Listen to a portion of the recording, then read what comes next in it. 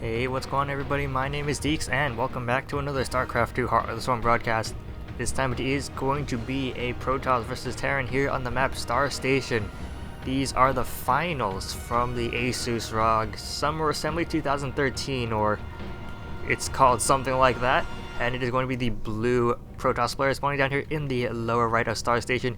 It is Azubu's San.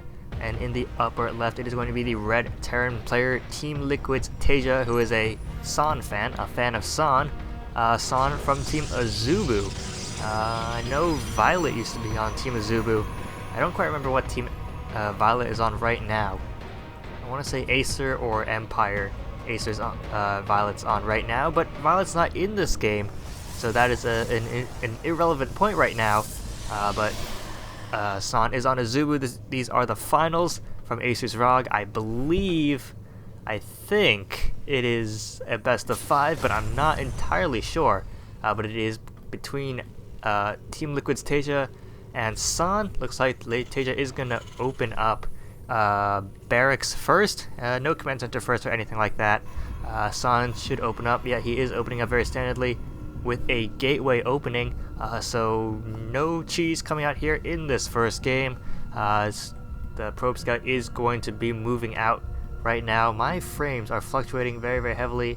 Drops down to 25 frames and all the way up to 60 frames while I'm recording and all that weird stuff. It's quite weird. My frame rate always gets weird, but that's also irrelevant. TaeJa is going to be opening up refinery. This refinery is pretty late for it to be a Reaper expand, so I don't think it's going to Reaper expand, even though that is pretty common. There's no barracks, no gas for Reaper. It's just going to be a simple mariner thing. I bet you TaeJa is going to build a lot of those things. Throughout this entire game, San going for the cybernetic score. We'll see if he goes for an expansion himself, and if TaeJa also goes for an expansion. Probe just chilling out over here. It is not. It's just going to move out across the map. Marine going to try to chase it down. Nice stutter step right there. But that probe will get away. Marine going to try to move to the high ground to shoot it. But apparently the gas rifle doesn't shoot very far. Somehow, even though bullets can travel very fast and very far. Apparently whatever the Marine shoot does not shoot very far at all. And this SCV is going to try to block this expansion that San, I think, is going to save up for. He does have a lot of minerals. Azul is going to come down though, so that SCV can't continue that chase forever. Nexus will go down. Command center for TaeJa has also gone down. And reactor, I think, yes, it is a reactor also going to go down. Mothership core is also going to be going down. So very standard play coming out for both players. We'll just have to wait to see what kind of tech path San goes for, as his expansion is about a third of the way completed, getting his second gas, so it will be a little bit of time before his tech starts to come out. Wants to get that gas income going before you really start teching up and all that. But you're going to go down for TaeJa. Very standard play for both players yet again. As I said before, a Marine will allow for some protection of this natural expansion. TaeJa getting a third command center. Very bold play, but this will allow him to get 3 orbitals up. Lots of mules and SCVs, lots of scans should Dark Templar ever come into play. This is a bold play, but it may pay off in the end. Factory going to go down, no multiple barracks, just going to have this one reactor factory and reactor barracks, excuse me, and then put down that factory. Robotics facility going to go down for San. This may indicate some Colossus tech, although I have noticed that lots of Protoss players do like to just go for observers, maybe some motives, but generally observers, and then just go straight into high Templar tech. So really just getting this robotics for observers, but it's usually just for observers, and then going straight into Colossus tech. I don't know why you would just get this for observers when you can just use I don't know, like hallucinated units. Maybe it's to protect against Widow Mine drops and stuff like that. But yes, there goes an observer, but it's either going to be Colossus tech coming out of this, or the more likely scenario is going to be the high Templar tech. But we will see, as Ford also going down for a fast +1 whatever, +1 armor or +1 weapons. if he gets +1 shields, that is very, very strange indeed. Not a lot of Protoss players get shields until the late game, until they have their ground attack and armor upgrades. Frostupon gonna go down over here, so San may start to put on some pressure, but yes, not a lot of Protoss players get shield upgrades unless they're going for heavy air upgrades, or if it's later in the game. Not a lot of players do like to go for those shields, but Marines are going to spot this Frostupon and cancel that pylon, and San going to put down another pylon here, so San may look to continue this pressure right here. Widow Mines are going to be burning here at the front, and will increase the protection, but Twilight Council also going down. So this may be for Templar tech. Scan going to go down. TaeJa going to see just a few gateways, a forge and a robotics facility, and the stock canceling that pylon. So San may be and not going to go for this aggression. Medevac going to drop on top of this probe. Probe going to try to get away. No, it's just going to sit there and not get away. Third commands are going to be lifted over here. TaeJa going to take his third base, and is there going to be nope, there's going to be a High Templar Archives, but there's going to be no charge or blink or anything of that nature quite yet. I'm just going to wait to see if there's going to be any charge or blink. Probably going to be charged, since it's going to be Templar Archives. Engineering Bay is going to be going down. San also getting his third Nexus, so giving up on that pressure, but going for the third base, going for a very macro base play right here. Warp Prism also going to be coming out. Could see Zealot drops. Charge also going to be coming in. So Zealot Charge, very, very good upgrade. Apollo does like the charge upgrade. Third Nexus, as I said before. Warp Prism, that could also come into play. Zealot drops, even Storm drops, but Storm drops would have to wait until Storm is researched, which he could do that. Yep, so both players just, oh, nope, Medevac drop. I'm gonna come over here. I was just gonna say both players playing very passively, but no, TaeJa's gonna start with the drop play. May go for this third base, just gonna drop that Widow Mine right there. They're not gonna drop everything. Gonna try to drop some Marines. There are some Marines here, but not really finding any good place to drop Photon Overcharge. Much where it has energy for two Photon Overcharges. I almost said like Photon Overcharge, or like a mixture of Photon Overcharge and the number 2, like Photon charges, 2 Photon Overcharges, but I don't know what that was. But Probe's going to transfer over here, but this Widow Mine still is over here, is ready and willing to fire on any probes that come into its range. There are a lot of probes clumped over here, but just going to get 2 probes right there. Yes, it is going to be 2 probes, and but I think San will be able to see and get rid of that Widow Mine. A Warp Prism play gonna come in, but that factory does see it. Does TaeJa respond? No, his army is on the wrong side.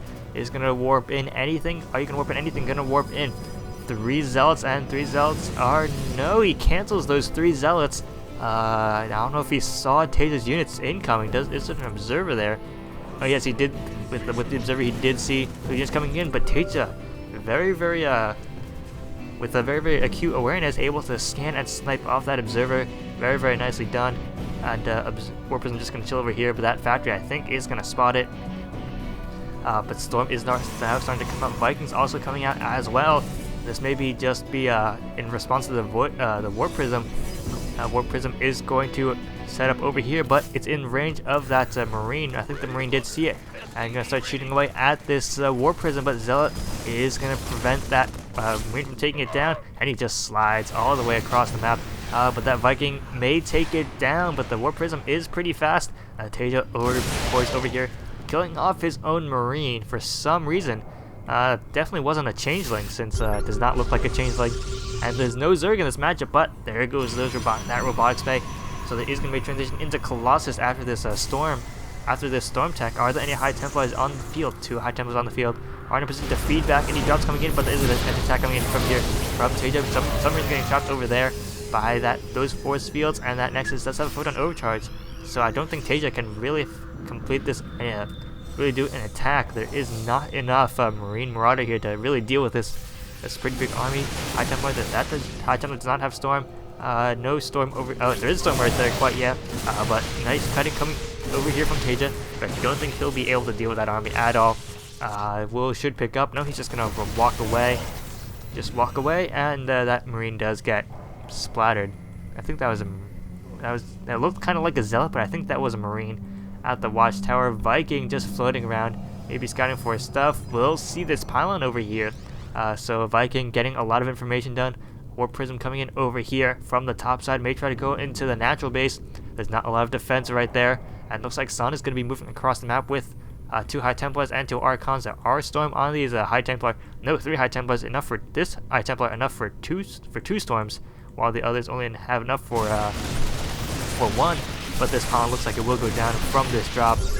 Pro putting down another pylon over there in a bit more of a secluded area. Warp Prism is up here. It is low on health, but it does have full shields. Could try to warp in some zealots. I do not think he has a dark shrine.